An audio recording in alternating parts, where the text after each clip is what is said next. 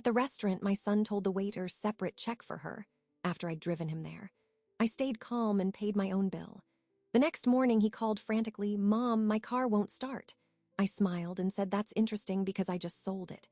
It was in my name after all.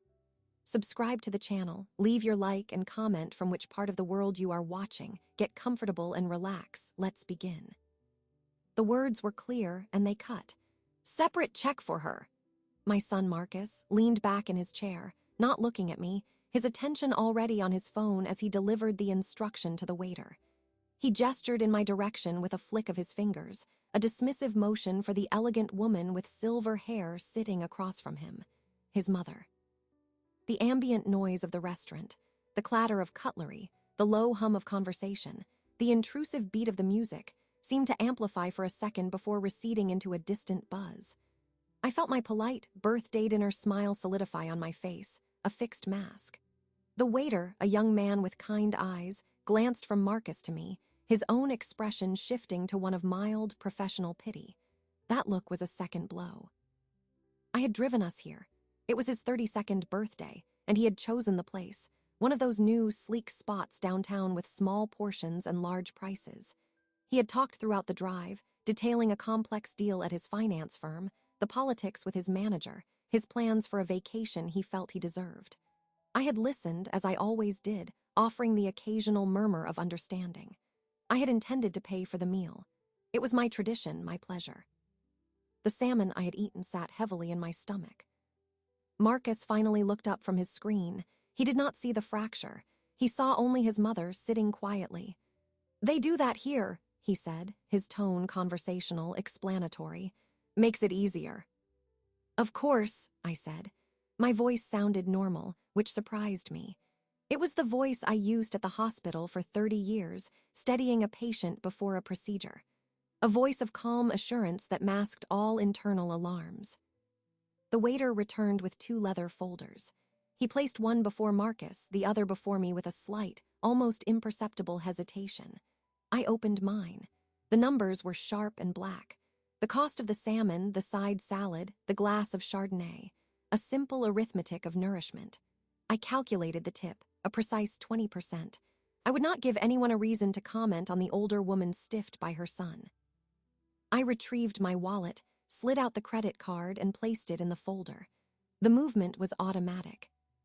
Across the table, Marcus did the same, his movements brisk and efficient. He was already mentally elsewhere, his dinner obligation complete. The transaction was finalized. The waiter took the folders away. Silence stretched between us, filled only by the restaurant's false cheer. "Ready?" Marcus asked, standing up. He pulled his coat on. I gathered my purse and my light sweater. I stood, my knees complying, though they felt strangely weak. We walked out, not touching. The night air was cool. I pressed the key fob, and the lights of my sensible sedan blinked in response. I had bought it 3 years ago, a reliable used car. Marcus's car, the sportier one he loved, was in the shop. Again, I had offered to pick him up. He slid into the passenger seat, the familiar scent of his cologne filling the space. It was a scent I had bought him for Christmas 2 years prior. I started the engine and pulled out into the traffic. The silence in the car was a physical thing, thick and cold. He broke it first, 5 blocks from his condo. "So, I'll need a ride to the dealership on Saturday to pick up my car. They said it should be done by noon." I watched the traffic lights change from red to green. "I have plans on Saturday," I said. It was not entirely true. I had no concrete plans, but the statement formed itself and left my mouth, solid and new. He turned his head, a quick glance. "In the morning, it'll just take an hour." "I have plans," I repeated, the tone unchanged. A flat fact. A longer silence. I could feel his confusion, a slight irritation radiating from him.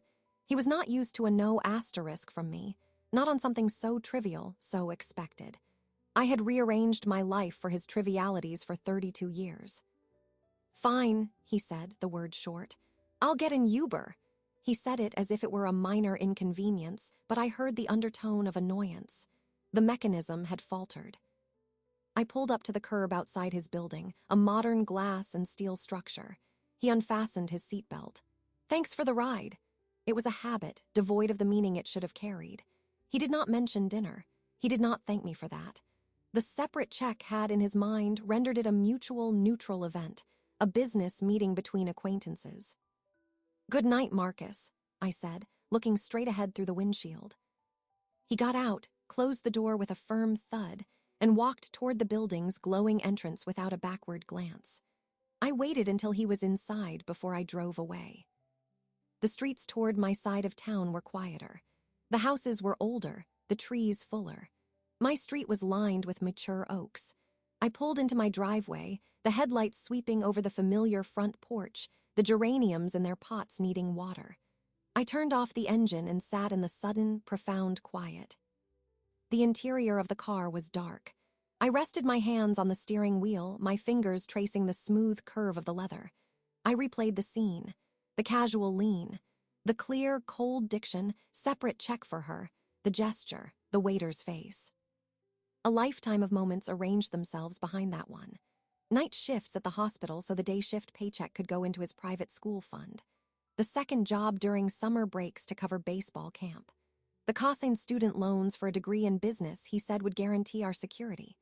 The Cossain car loan for the vehicle he asterisk needed for his image. Meals I had cooked, laundry I had folded, worries I had swallowed so his path could be smooth, unburdened. And this was the currency it had purchased. A dismissive hand gesture in a loud restaurant, an itemized bill for a piece of salmon. I got out of the car. The night air was still cool, but it felt clean in my lungs. I walked up the path to my front door, the key finding the lock by memory. Inside, the house smelled of lemon polish and the faint, comforting scent of books. I did not turn on the bright overhead lights. I walked through the living room, past the shelves of photographs, Marcus as a gap-toothed child, Marcus in his graduation robe, Marcus, and into the kitchen.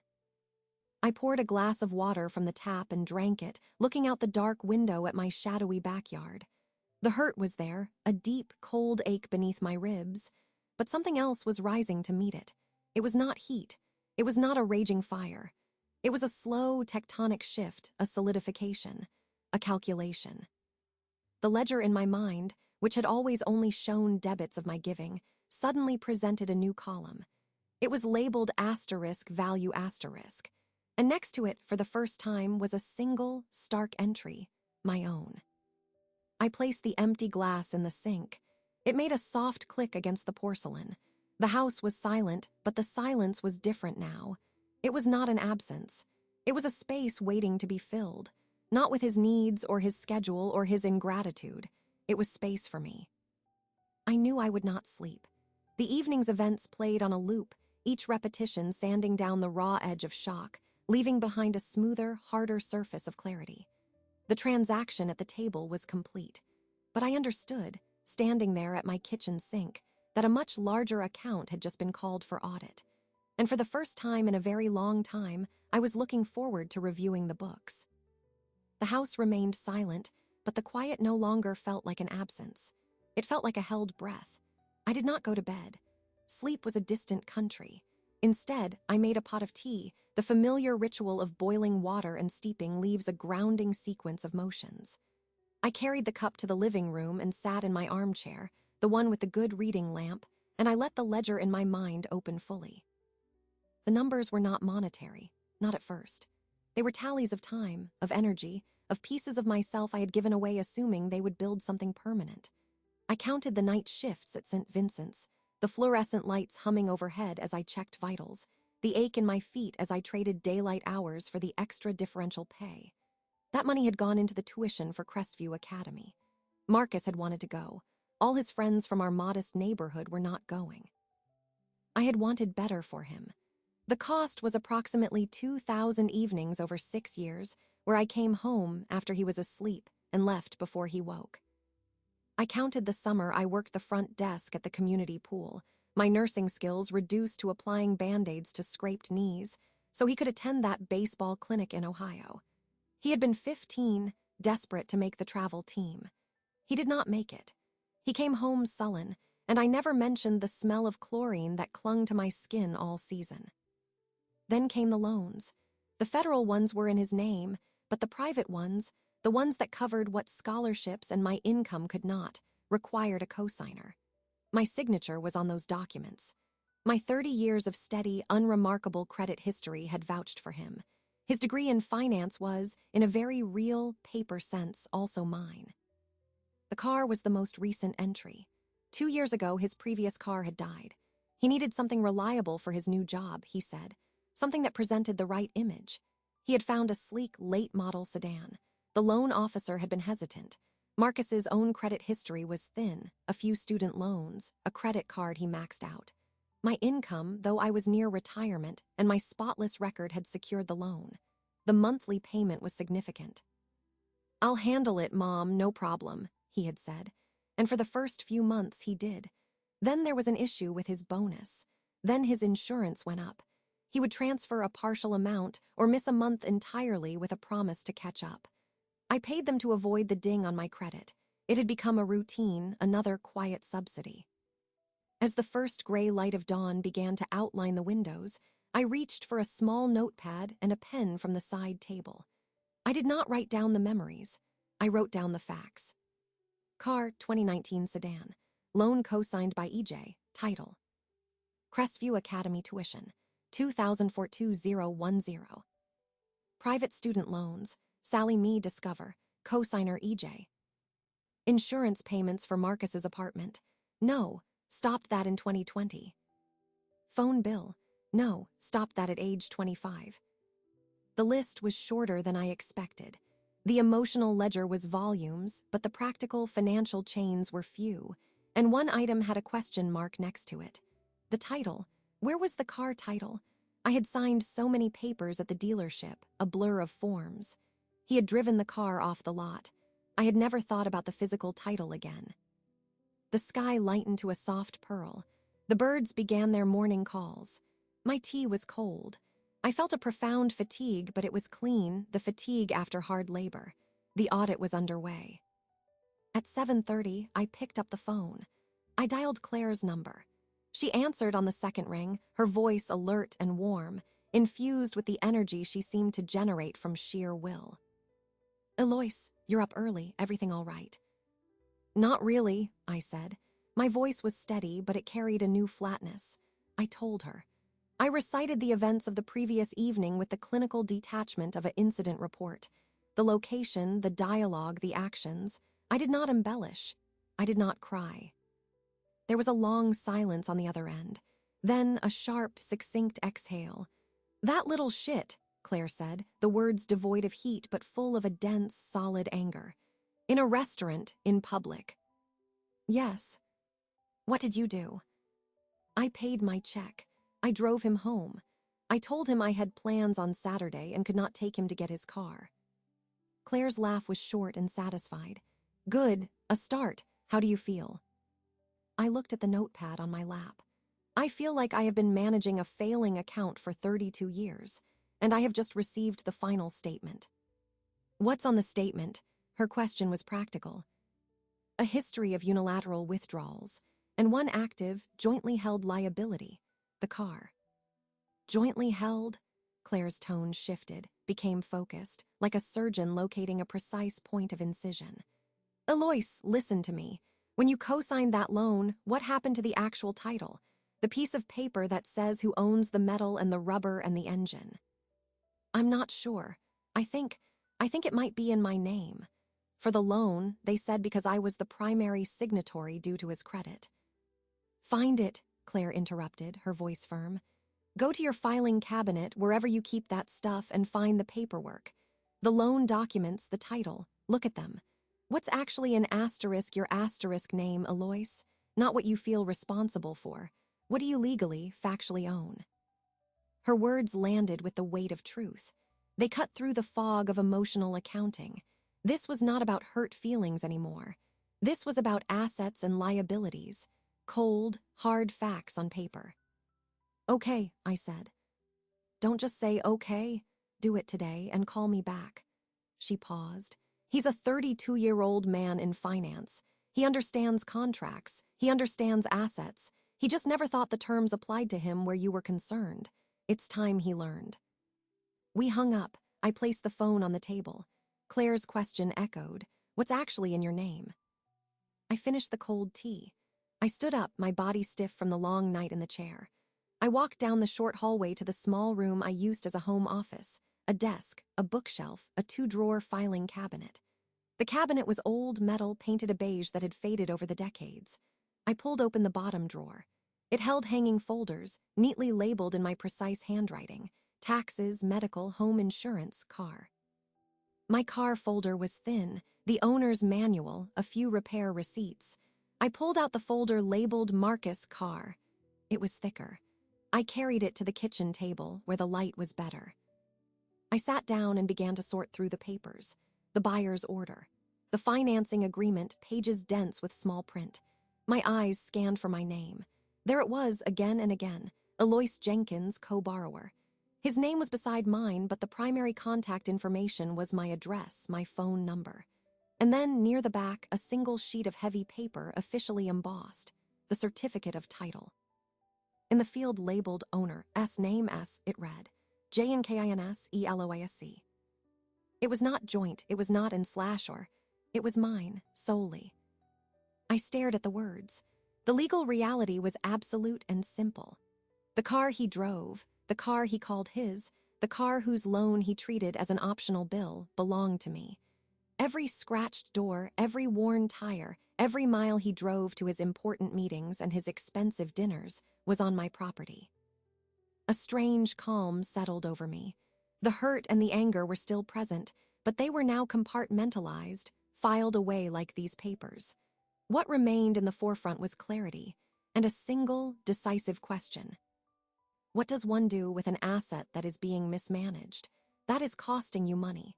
That is providing no return except for the diminishing currency of gratitude. You liquidate it. I placed the title back on the stack. I closed the folder. I did not call Claire back yet. I needed to sit with this new fact. I owned a car, and I was going to sell it. The title was a fact. My name was on it. I sat at the kitchen table for a long time, the document laid out before me like a map to a border I had never intended to cross. The decision was made, but decisions require steps. A plan requires information. I reopened the folder and examined the loan documents more carefully. The payment schedule was attached. I tracked the deposits into my checking account over the last 18 months, comparing them to the due dates. The pattern was clear and insulting in its predictability. Marcus would pay on time for 2, perhaps 3 months, usually after a bonus or a reminder from me. Then would come a month where the transfer was half or a text message. "Mom, crazy month, can you cover and I'll get you next time?" I had always covered. To avoid the late fee, to protect my credit, my compliance was part of the ledger. The outstanding loan balance was still substantial. Selling the car would need to cover that number, at a minimum. I needed to know its worth. I called Claire back. She answered immediately. "Well, the title is in my name, only mine." I heard her smile through the phone. "I knew it, of course it is. What's the loan balance?" I told her the figure. "Okay, so you need an offer that clears that number. You need an appraisal. Where is the car now?" "At the dealership service center. He was picking it up Saturday." I paused. I told him I couldn't drive him. "Good, let it sit. They'll charge him storage after a few days. Not your problem." Her mind was working swiftly.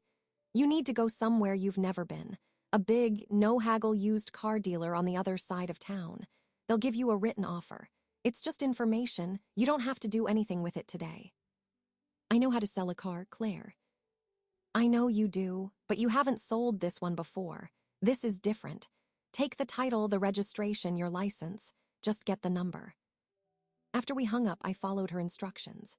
I gathered the documents into a neat folder. I dressed in simple, practical clothes, slacks, a plain blouse, a light jacket. I looked like a woman handling an errand. I applied a little lipstick out of habit, then looked at my reflection in the hall mirror. My silver hair was neat. My eyes were calm. I saw a nurse who had managed complex discharges, who had navigated insurance bureaucracies for patients.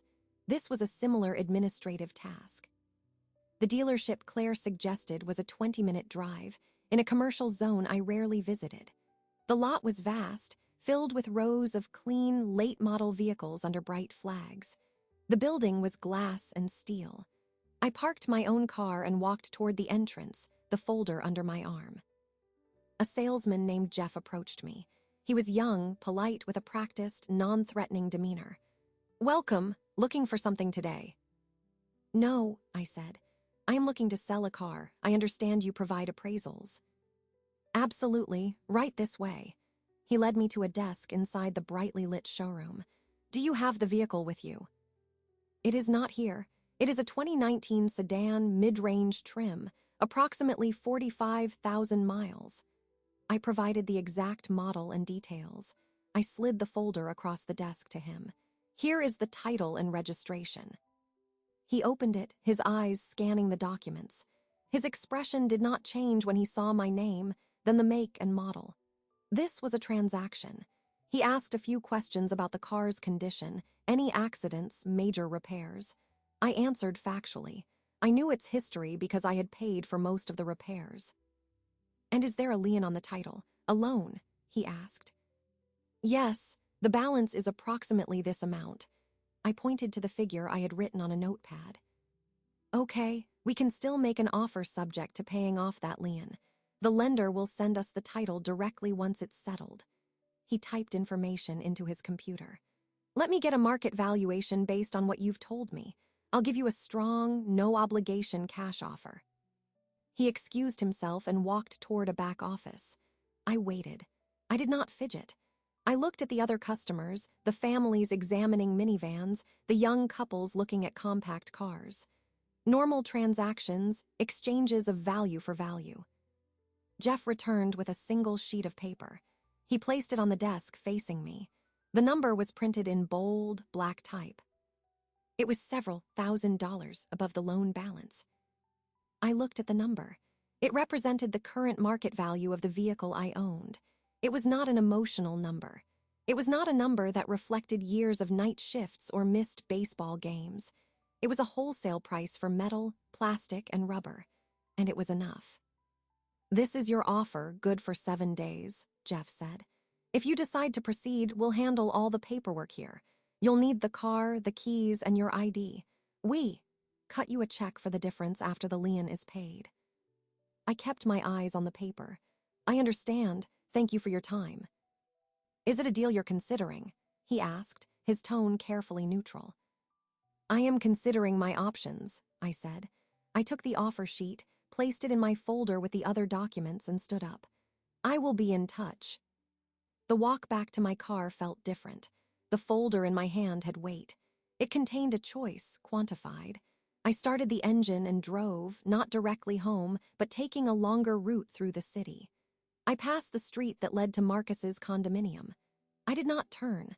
I drove past the restaurant from 2 nights before. Its sign seemed garish in the afternoon light. I thought about the offer. The math was clean. The action was straightforward. I would surrender the asset, the debt would be cleared, and I would receive a sum of money. That money would have no strings attached. No expectations of gratitude, no future obligations. The final barrier was not logistical. It was a ghost of an old self. The mother who fixed, who smoothed, who absorbed cost and conflict to maintain peace. That woman would have taken the appraisal sheet, shredded it, and continued making the loan payments, hoping one day her son would notice the sacrifice. But that woman had been handed a separate check in a crowded restaurant. She had been itemized and dismissed. She was no longer in charge. When I arrived home, I went straight to the filing cabinet. I removed the entire Marcus Carr folder. I placed the new offer sheet on top of the title. I closed the folder and put it on my desk in the center of the blotter. It was no longer a record of a shared burden. It was a project file. The next step was execution. The folder sat on my desk for 2 days.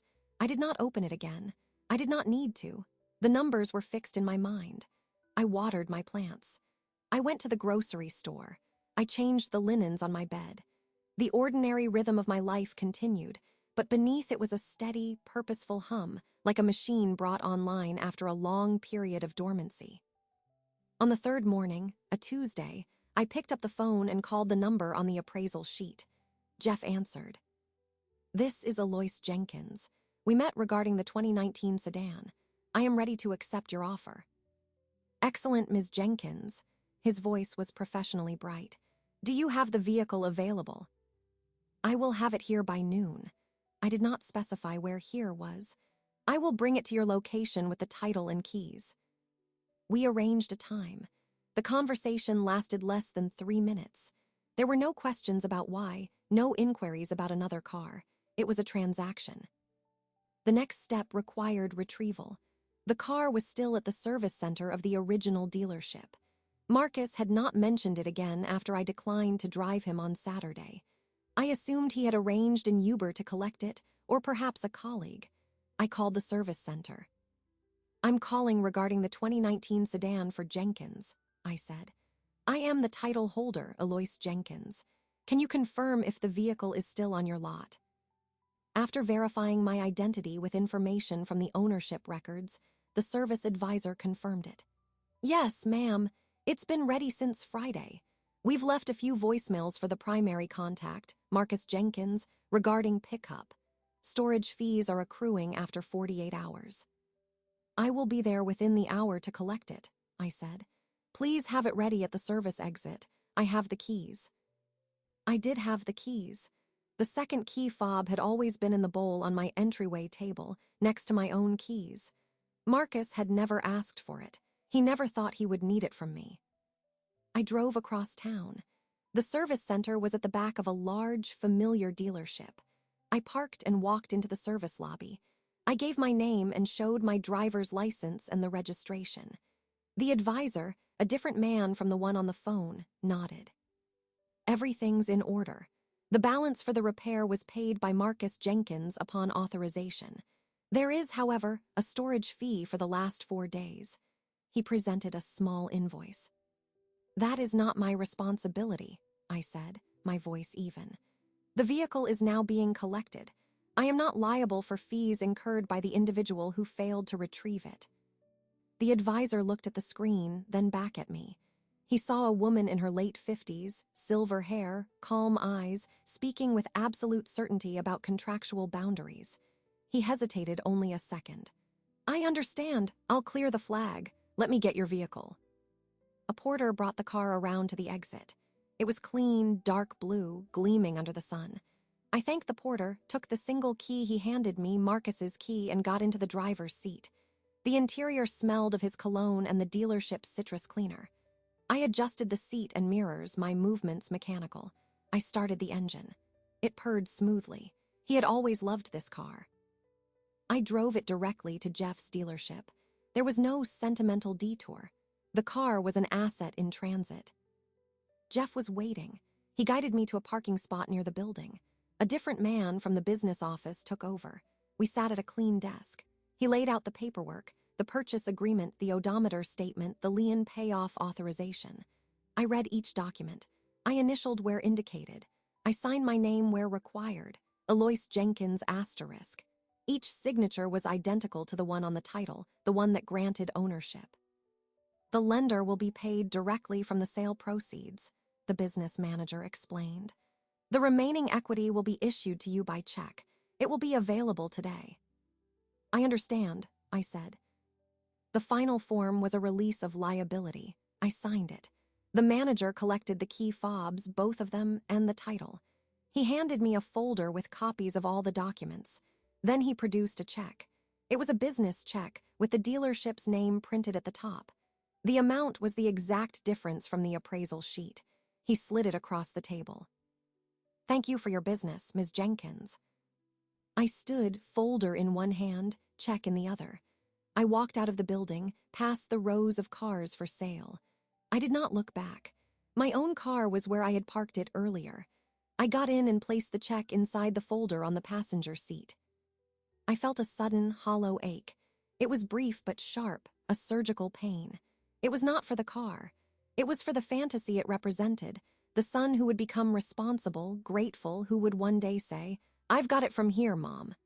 That fantasy was now officially liquidated, its value converted into a paper check. The ache passed, replaced by a sensation of immense, empty space. It was the space where a heavy, familiar weight had been. The space was not frightening.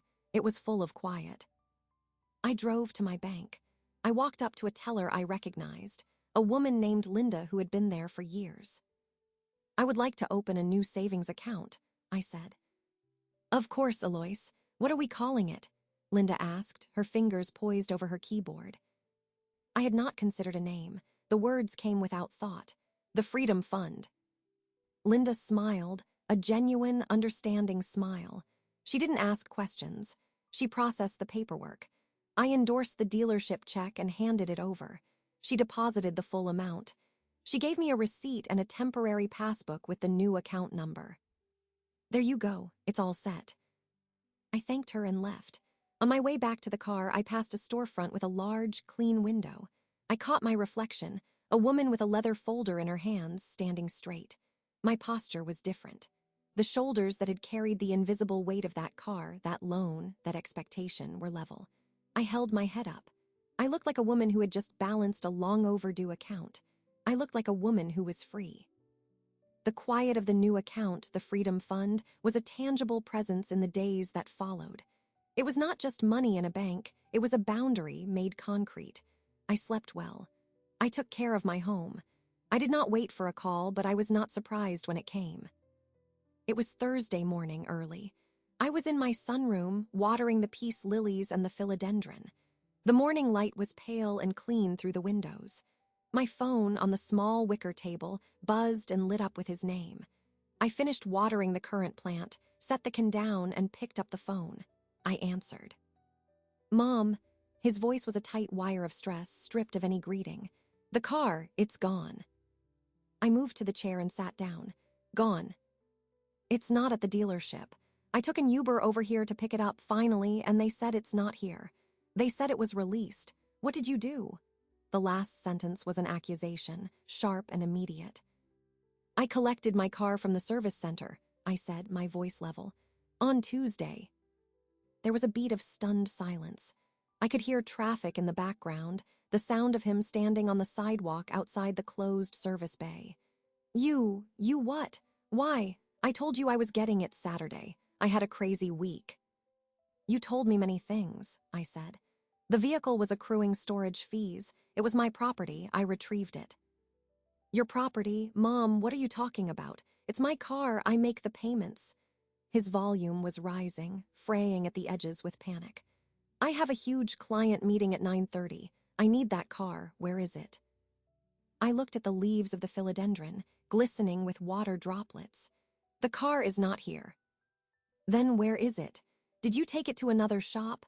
Just tell me where. I'll get a cab there right now." His words were tumbling out, a frantic attempt to reassert control over a situation he could not comprehend. "It is not at a repair facility," I said. "Stop talking in circles. Where's my car?" He was shouting now. I held the phone slightly away from my ear. I let the silence stretch for a 3 count after his shout faded. Then I spoke, each word deliberate and clear. "That's interesting, Marcus. You keep calling it your car." "It is my car. I drive it. I pay for it." "You make sporadic payments on a loan you could not secure without my signature," I stated. "You drive a vehicle whose title bears my name and only my name. Legally, factually, it was never your car. It was mine. I allowed you to use it." The silence on the other end was different now. It was not stunned. It was filling with a dawning, terrible understanding. The foundation of his assumption was cracking.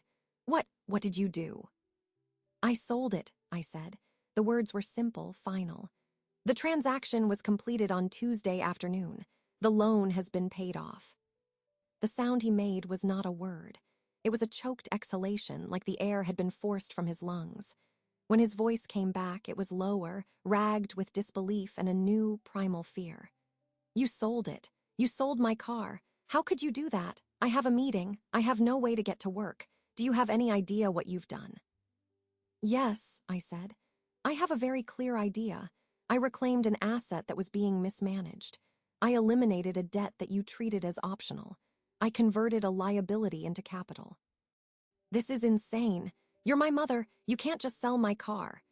He was sputtering, cycling through anger, pleading, confusion. The entitlement was colliding with a legal and financial reality it could not bend. I was your mother when you asked for separate checks at your birthday dinner, I said, my tone unchanged.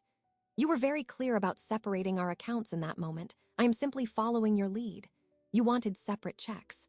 Now you have a separate life. You are a 32-year-old man with a well-paying job. You will arrange your own transportation. You will secure your own loans. You will pay your own way. You're punishing me for a restaurant check. This is a massive overreaction, he cried. This is not about the restaurant check, I corrected him, still calm. The check was a symptom. This is about the balance. The balance of give and take, of respect and disregard had tipped beyond repair. I have been paying in every way imaginable for 32 years. The car was the last tangible item. I have cashed it in. I need that car, he repeated, the panic surging again, a broken record. You will need to acquire another one, I said. I suggest you start with your own bank. Your credit score may have improved. Or perhaps you can use a rideshare service. That is no longer my concern. You can't do this to me. His voice dropped to a whisper, a mixture of threat and desperation. It is already done, I said. The paperwork is filed, the money is deposited, the car is gone. There was a long, heavy silence. I could hear his rapid breathing. I pictured him on the curb, his perfect morning shattered, his important meeting looming, his identity as a successful man undermined by the absence of a vehicle he never truly owned. The image did not bring me joy. It brought a cold, solid confirmation. I have to go, he said finally, his voice hollow. Yes, I agreed. You have a meeting to get to. The line went dead. I placed the phone back on the table. I picked up the watering can. There was still one plant left, a small fern. I poured water onto its soil, watching the dark moisture spread evenly, absorbing to the roots. My hand was steady. The quiet of the sunroom settled around me again, deeper and more complete than before. The first confrontation was over. The mechanism of his life, which had relied so heavily on my silent subsidies, had just ground to a halt. I had not yelled. I had not cursed. I had simply stated facts and allowed the consequences to exist. I finished watering the fern. The morning was still young. He called back 20 minutes later. The initial panic had hardened into a sharper, more focused anger. I was in the kitchen, wiping down the counters. The phone buzzed again. I looked at the screen, let it ring 3 times, then answered. We need to talk in person. His voice was clipped, controlled. I'm coming over. If you wish, I said, and ended the call. I did not ask when. I continued cleaning the counter, then washed my hands. I went to the living room and sat in my armchair, the one by the window. I did not pace. I waited. He arrived within the half hour. The doorbell rang, a sharp, impatient sound. I rose, walked to the door, and opened it. He stood on the porch, his suit jacket unbuttoned, his tie slightly loosened. His face was pale, his eyes wide with a mixture of fury and disbelief. He looked like a man who had just discovered the rules of a game had been changed without his consent. He brushed past me into the hallway. What is going on, Mom? Seriously, explain this to me. He did not sit. He stood in the middle of the living room, his posture rigid. I closed the door and returned to my chair. I sat, folding my hands in my lap. I believe I explained it on the phone. I sold the car. It was mine to sell. That's not an explanation. That's a statement. Why would you do that? Out of the blue, because of a stupid dinner check. He was trying to corral the situation, to reduce it to a single, petty incident he could argue against. It was not out of the blue, I said, and it was not because of the check. The check was a spark. The fuel had been accumulating for decades. I gestured to the sofa opposite me. You may want to sit. He ignored the suggestion. What fuel? What are you talking about? I'm a good son. I'm successful, I call you. You are a successful financial analyst, I agreed. And you call me when you need something. A ride, a payment covered, an ear for your problems. The relationship, as you have structured it, is transactional. I simply decided to conclude the final outstanding transaction. That's not true. The protest was automatic, loud. We're family. Families do not present separate checks after a lifetime of subsidies, I said, my voice still quiet. That was your declaration of independence. I am honoring it. He ran a hand through his hair, a gesture of frustration I had seen since he was a teenager. This is insane. You're blowing one moment way out of proportion. Okay? I'm sorry about the check. It was a misunderstanding. The waiter confused me. Is that what you want to hear? I'm sorry. The apology was hollow, a tactical retreat designed to restore the status quo. It had worked in the past. I looked at him, seeing the little boy who would say sorry to get out of trouble, believing the word itself was the fix. Your apology is not accepted, I said. Because it is not for the right thing. You are not sorry for a lifetime of taking. You are sorry your resource has been removed. His composure cracked. My resource, is that what I am to you? A user? That is what you have chosen to be, I said. Let us review the accounts, the private school tuition, the summer camps, the co-signed student loans you have never once asked about repaying to me, the car loan you have consistently defaulted on, leaving me to protect my own credit, the emotional labor of listening, advising, soothing without reciprocation. You have drawn on that account since birth, and last week you signaled the account was closed, so I have reconciled the books. He stared at me, his mouth slightly open. I was speaking a language he understood intellectually, accounts, transactions, reconciliation, but he could not apply it to this context, to us. You kept score all this time. No, I said. A person keeping score would have presented a bill long ago. I did not keep score. I gave freely. But even a generous donor reviews the statements eventually. The statement showed a catastrophic deficit of basic respect. So you sold my car to teach me respect. His tone was sneering now, a defense against the unsettling clarity of my words. I sold my car, I corrected, because it was a poor investment. It was costing me money and providing no return. The lesson is a byproduct. What about everything else? He shot back, his arms sweeping out to indicate the house, his history. The roof over my head when I was a kid, the food, the clothes. Am I supposed to pay you back for that too? Is that next? I felt a distant pang, a ghost of an old wound. No, Marcus, that was my job. I chose to have you. That was my responsibility. My job ended when you became an adult. The extras, the private school, the college aid, the car, those were gifts. Gifts predicated on the understanding that they would help you build a responsible, independent life. You used them to build a comfortable life where you still expected the gifts to continue. You confused my generosity with a permanent entitlement. He was silent for a long moment, his breathing shallow. The anger seemed to be draining away, replaced by a dawning, uncomfortable realization. The framework of his world was being dismantled. What do you want from me? He asked, his voice smaller. I want nothing from you, I said. That is the point. I am releasing you from any perceived obligation to me, and I am releasing myself from any obligation to solve your problems. You are free, as you so clearly wanted to be at that restaurant table. This is how you do it, by sabotaging me, by making me look incompetent at work. The fear was returning, the professional shame. You created the situation, I said. You left the car at the dealership for days. You assumed I would facilitate your life despite your clear signal of separation. Your lack of planning is not my emergency. It is yours. You will solve it. He finally sank onto the sofa, as if his legs would no longer hold him. He looked at me, and for the first time I saw not my son, but a man I did not fully recognize, a man stripped of a narrative he had relied upon. So what now? He asked. Now you leave, I said. You go and manage your life. You find a car or you use public transit. You pay your own bills. You build your own safety net. And us. There is no us as a financial or logistical entity. There may be, in time, a new relationship, but it will not be based on what you can get from me. It will be based on mutual respect as adults.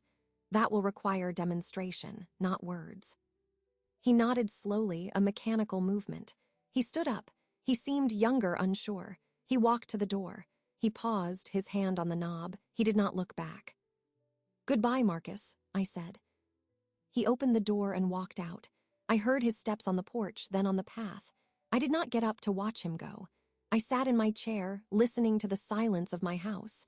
It was a complete silence now, without even the echo of an outstanding debt. The conversation was over. The truth had been delivered. The ledger was, at last, closed. The click of the front door closing was definitive. It echoed in the quiet house, a period at the end of the sentence I had just spoken. I remained in my chair. I did not move to the window. I did not cry. I felt a vast emptiness, but it was not the hollow kind. It was the emptiness of a room after a heavy, cumbersome piece of furniture has been removed. The space was now usable. My phone, silent on the side table, began to buzz. The screen illuminated with his name. I watched it until it stopped. A minute later, it buzzed again. A text message notification appeared, then another. I did not reach for it. I stood and went to the kitchen to prepare lunch. A simple salad. I chopped lettuce, cucumber, tomato. The sounds were crisp and orderly. The phone buzzed intermittently from the other room, a distant, irritated insect. After I ate, I cleared my plate. I then walked to the living room and picked up the phone. I sat down and looked at the screen. There were 4 missed calls and 12 text messages. I opened the messaging thread. The first few were rage. How could you be so cruel? You have no idea what you've cost me. My meeting was a disaster. Thanks for that. Then came the attempts at guilt. After everything I've done to make you proud, I guess I'm not the son you wanted. I thought mothers were supposed to support their children. Then the bargaining. We need to talk about this like adults. Call me. I can pay you back for the car. Just tell me how much you want. This is ridiculous. Let's fix this. The final message, sent 10 minutes ago, was a single word. Mom. I read each one. I felt their emotional velocity, the anger, the panic, the manipulation. They were tactics. They were the same tactics that had worked for years. Provoke pity, instill guilt, promise a vague future amendment to secure present convenience. I recognized the pattern as clearly as a recurring error in a spreadsheet. I did not respond. Instead, I went into the phone's settings. I scrolled to the notifications for his contact. I selected the option to silence them. The phone would no longer buzz or ring for his calls or texts. They would go to a separate list, unseen until I chose to look. It was a small, technical boundary, but it felt significant. A tremor passed through me then, a brief, physical doubt. Was I too harsh? The question emerged from the old programming, the mother code that equated unconditional love with unconditional support. I had just exiled my only child. The societal weight of that action pressed down for a moment. What would people say? What kind of mother does this? I picked up the phone again. I did not call Marcus. I called Claire. She answered on the first ring. Well, he came over. He did. He left. Now he is texting. I have silenced his notifications. Good. What did he say? I read her the sequence of messages, my voice flat. Claire listened without interruption. When I finished, she made a sound of disgust. The playbook, anger, victimhood, negotiation. He's in finance, all right.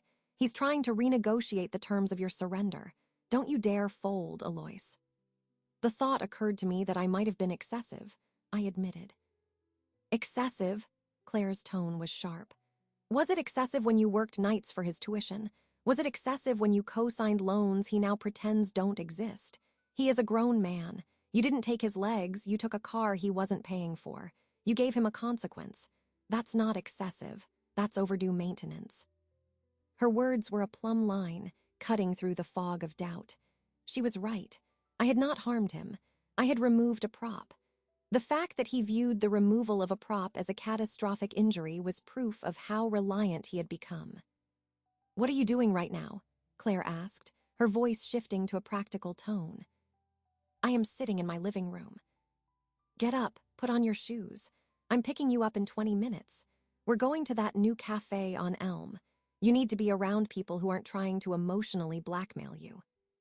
I did not argue. All right. I changed my shoes, applied fresh lipstick, and grabbed my purse.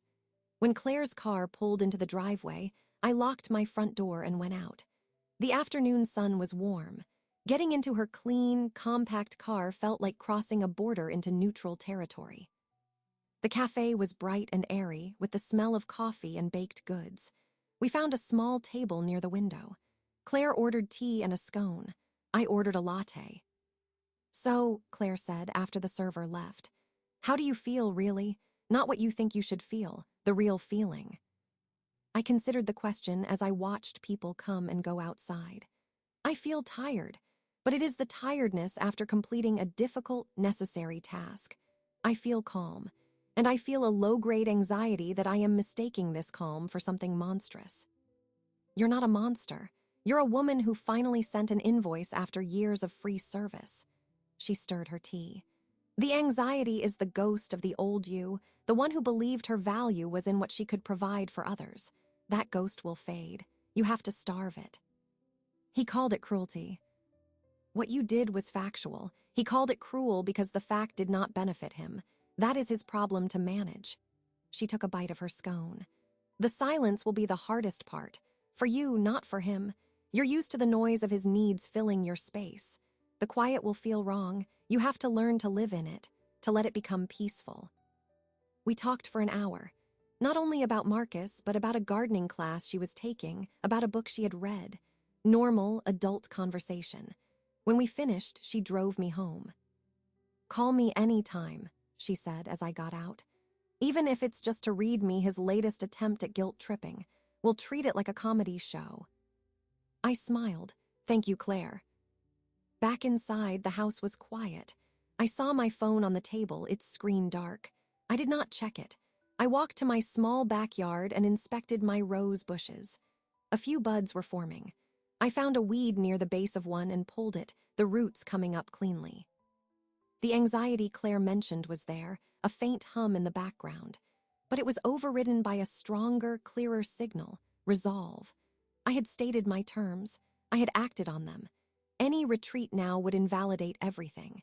It would tell Marcus, and more importantly, it would tell myself that my boundaries were negotiable under pressure. I went inside, prepared a light dinner, and ate while reading a magazine. The phone remained face down, silent. The world did not end. The emptiness in the house began, slowly, to feel less like a void and more like a room I could finally furnish for myself. The fallout was not a collapse, it was a settling. And I was standing on ground that was, for the first time in a long time, solidly my own. The silence held through the night and into the next morning. I slept a full 8 hours, a deep, uninterrupted sleep I had not experienced in years. When I woke, the first thought was not of Marcus or his texts.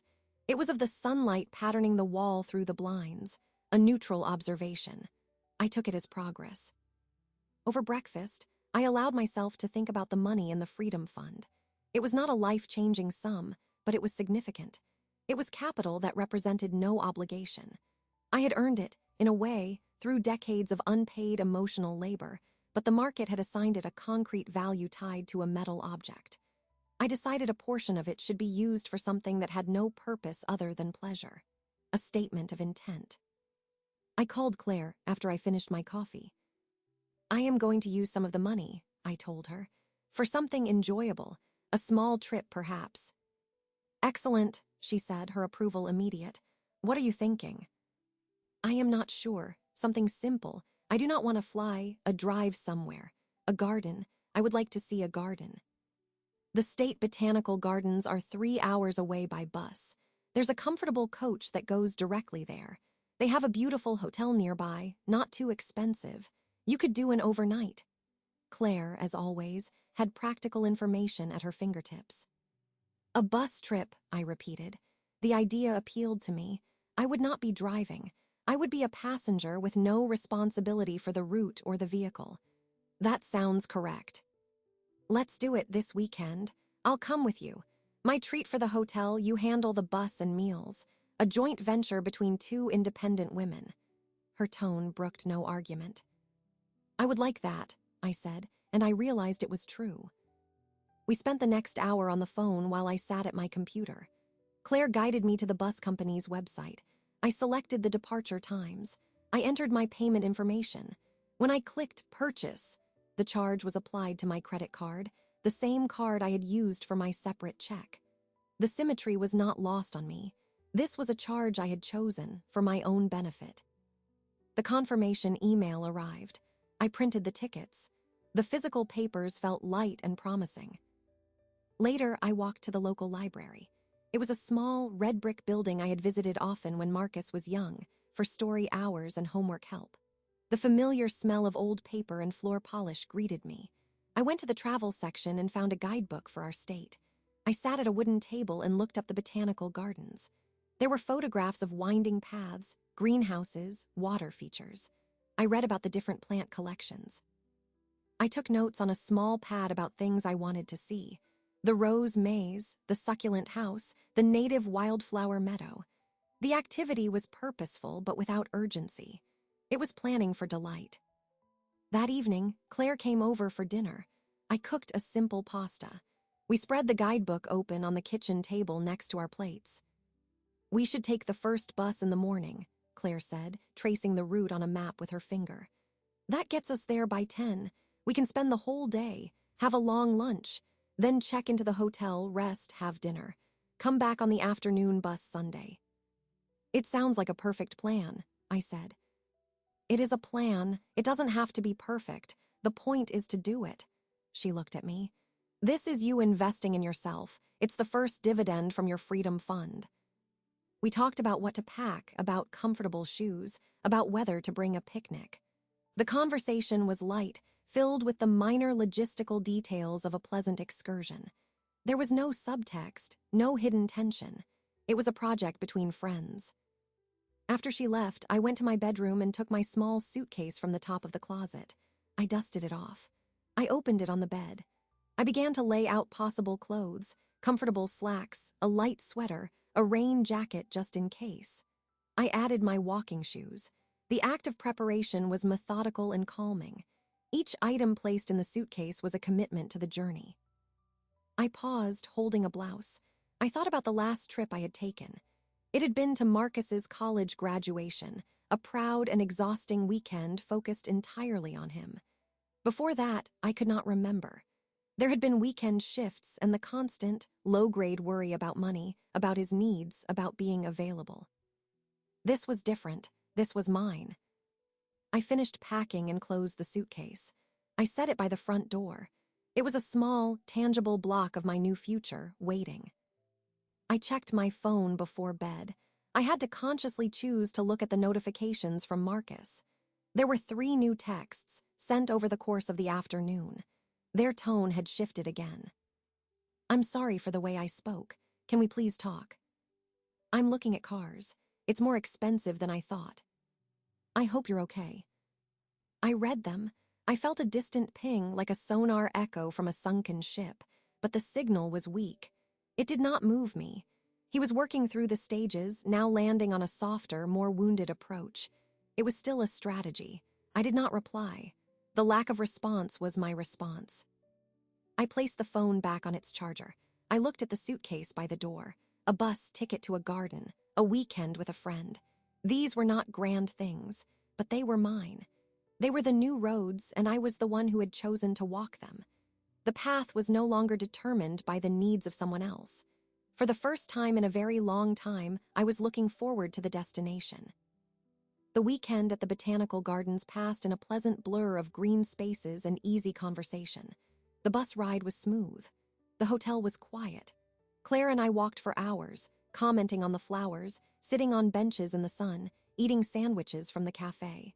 We did not speak of Marcus except once, when Claire asked if I had heard from him. I said I had not checked my phone since Friday. She nodded approvingly and changed the subject. The absence of his name in the clean air felt intentional, a deliberate clearing of space. Returning home Sunday evening, I felt refreshed but also settled into a new routine of mind. The suitcase was unpacked, the laundry done. On Monday morning, I brewed my tea and sat at the kitchen table. I opened my laptop, and for the first time in over a week, I deliberately opened the notifications center for Marcus's contact. There were 2 new text messages, sent on Saturday. "I got a car, a lease. It's more a month than I wanted. I hope your weekend was good." I read them. The first was information, perhaps meant to elicit a reaction, pity or pride. The second was a probe, testing the temperature. I felt nothing. No spike of anger, no tug of sympathy, no urge to ask for details or offer advice. It was as if I were reading a bulletin about a distant acquaintance. I closed the notification center. I did not reply. That was the true beginning of the silent treatment. Not his silence toward me, his was strategic, waiting for me to break, but my conscious, permanent silence toward the part of me that had been trained to respond. The channel was closed. The week unfolded with a gentle, predictable rhythm. I worked in my garden in the mornings, turning the soil for a new vegetable patch.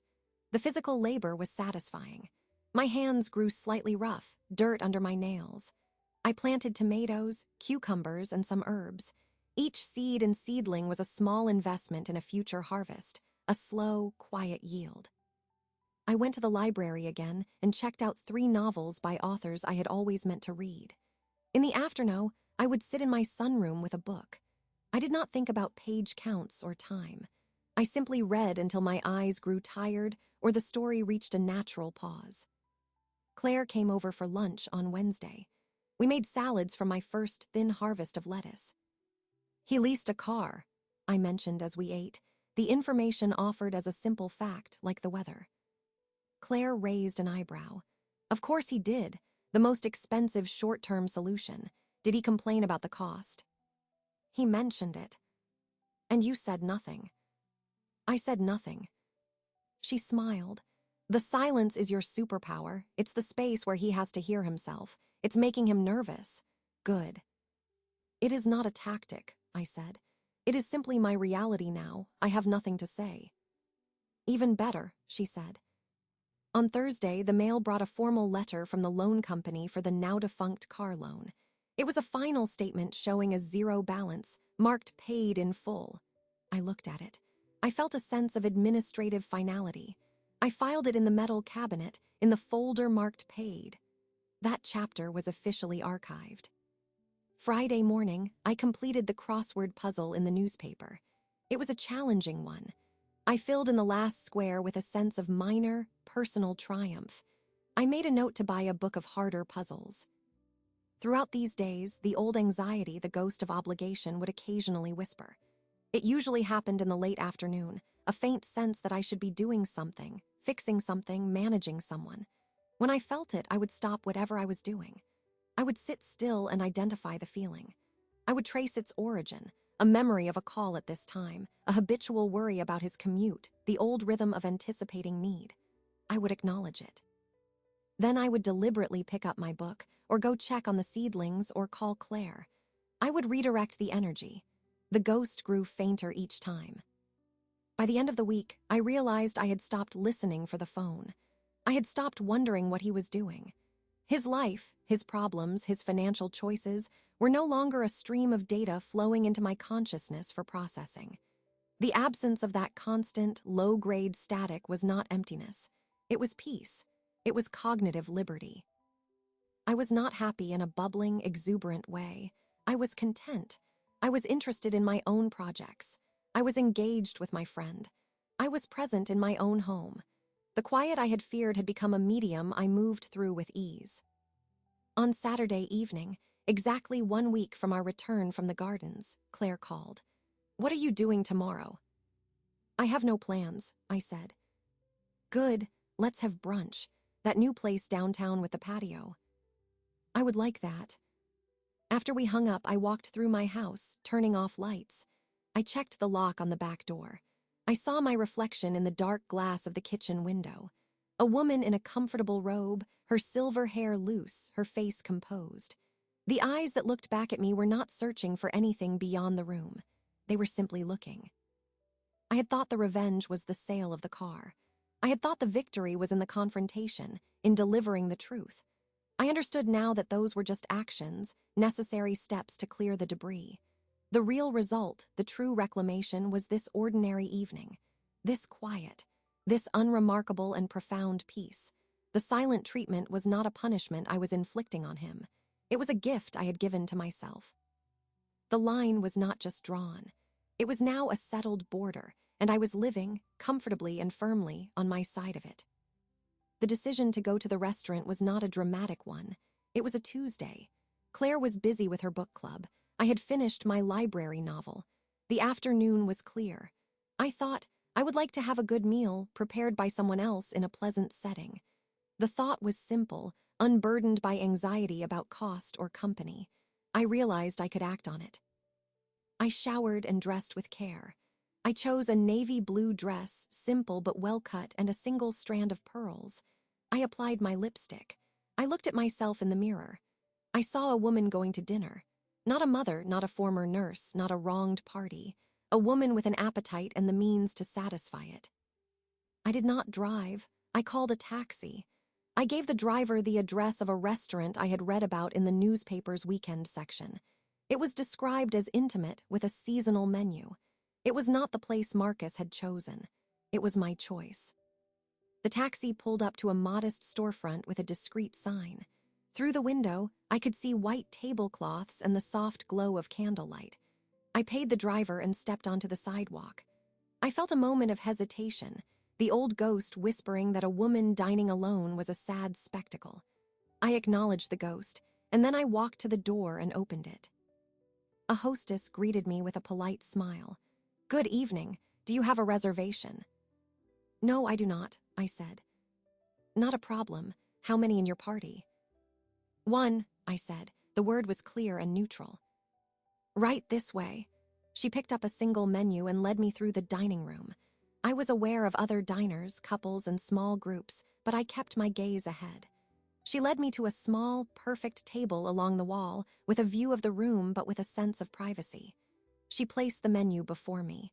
"Your server will be right with you. Enjoy your evening." "Thank you," I said. I sat down.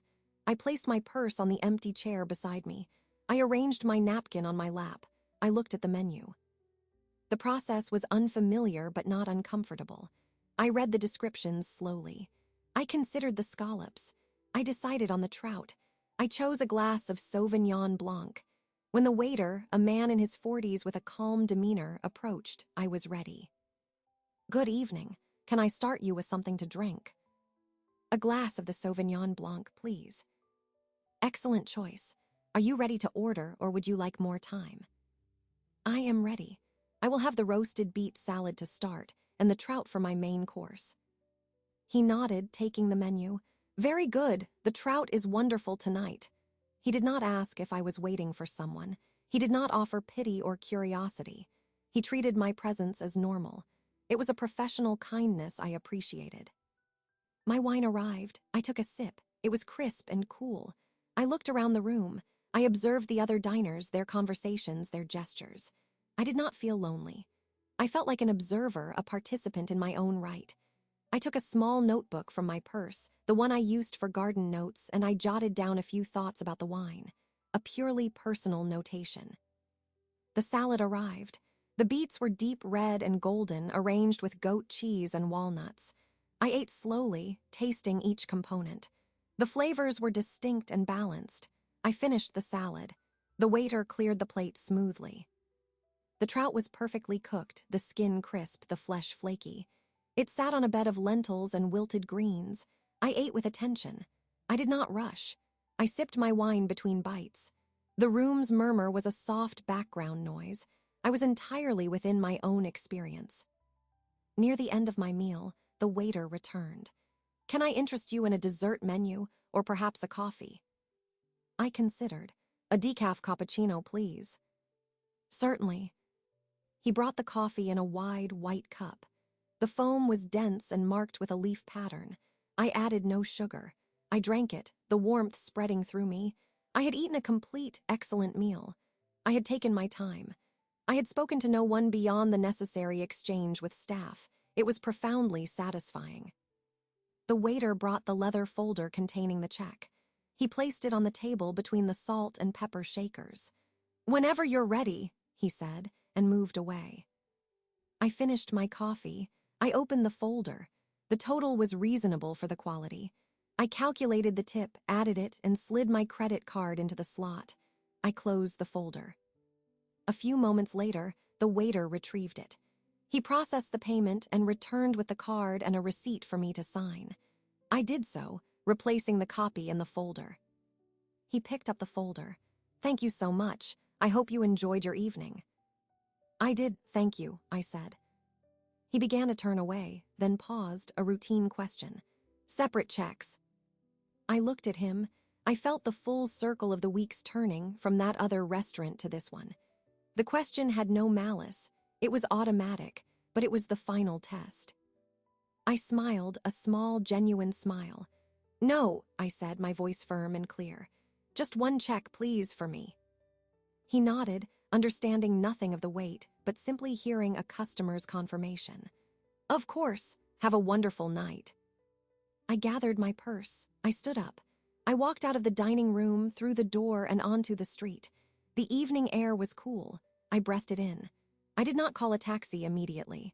I walked for a block, my heels clicking softly on the pavement. The revenge was complete, but it had never been about harming him. It had been about reclaiming the narrative of my own life. The separate check had been his declaration. The single check for me was mine. It was an audit that balanced the books. I had paid for my own dinner with money that was unquestionably mine, and I had enjoyed it. I reached a small park and sat on a bench. The city lights twinkled. I felt a deep, resonant contentment. I was alone, but I was not lonely. I was myself, Alois Jenkins, a woman who had paid her debts and now owned her choices. The story that had been defined by motherhood, by sacrifice, by ingratitude was over.